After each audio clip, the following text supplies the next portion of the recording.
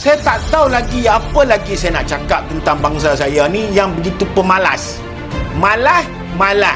Kalau kecam orang kat media sosial, hampa lah paling hebat di dunia, sampai Yahudi pun boleh tutup media sosial dia sebab dengan netizen orang Melayu. Belakangan ini banyak beredar pemberitaan di media sosial yang melabelkan kaum Melayu Malaysia sebagai kaum pemalas. Ada pendapat yang membenarkan, ada pula yang menyangkal jika kaum Melayu Malaysia menolak dilabeli sebagai kaum pemalas. Mari kita simak beberapa video yang viral di Malaysia. Saya sedihlah dengan bangsa saya yang malas ni. Dah lampa malas membaca. Lepas tu saya buat video pun malas nak tengok. Masih lagi duk tanya soalan yang sama. Cik, mana email cik? Saya dah tunjuk dalam video saya. Hampa sampai video saya pun tak tengok duk tanya soalan sama. Kalau telefon hampa tu ulang, dia dah patuk dah batang hidung hampa tu.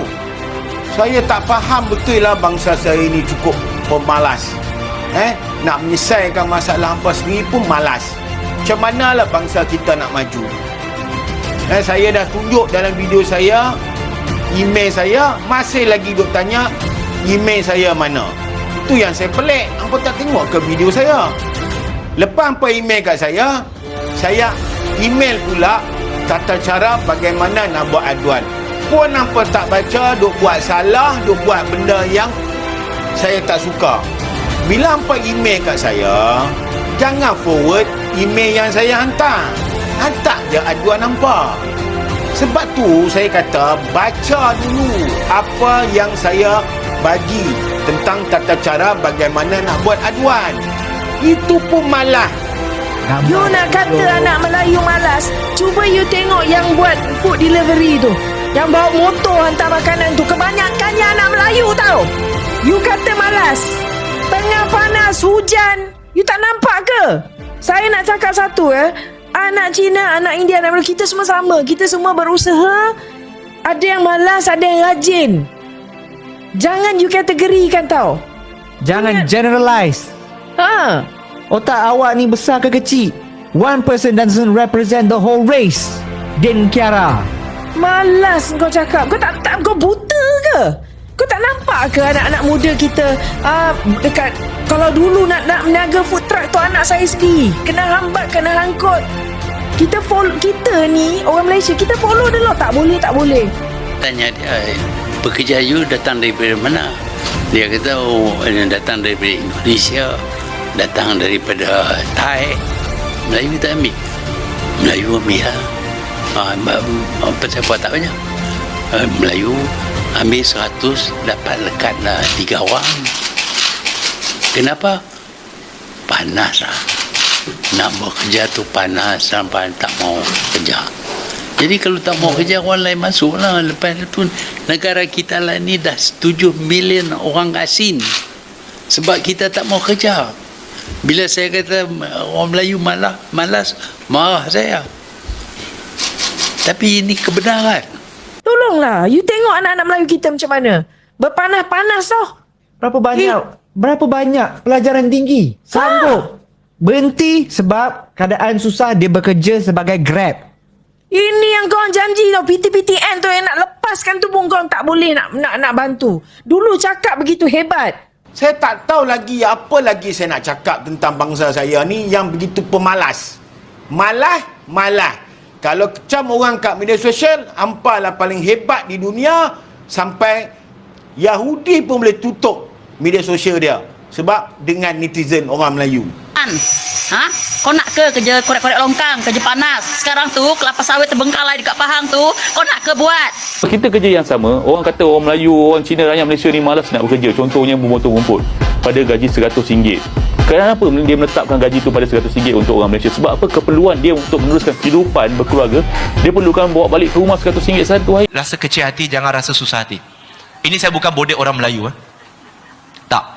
Untuk Melayu, yang kadang-kadang kita dengar orang Melayu ni teruk, orang Melayu teruk. Terus terang saya kata, Melayu memang ada yang teruk. Saya tak nafikan.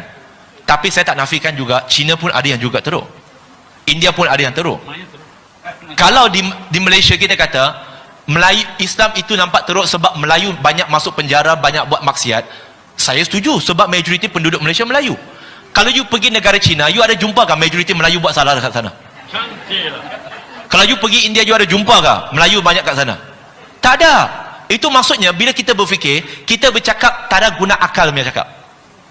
Melayu majoriti. Kalau Melayu majoriti di Malaysia, tetapi Melayu tak punya keduduk, orang kata yang buat maksiat yang paling banyak dalam penjara itu India dengan China yang minoriti, itu China dengan India memang problem.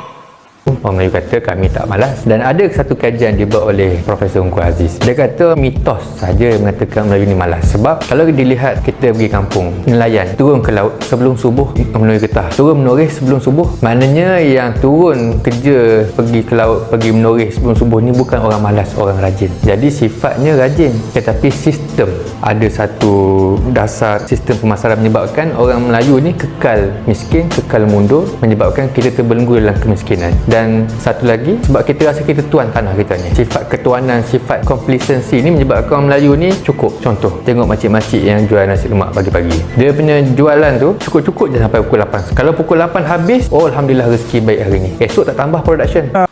Tapi kalau kita kaji pun, mana-mana muka bumi ini, mana-mana dunia, penduduk majoriti di negara itu mesti yang ada problem sikit.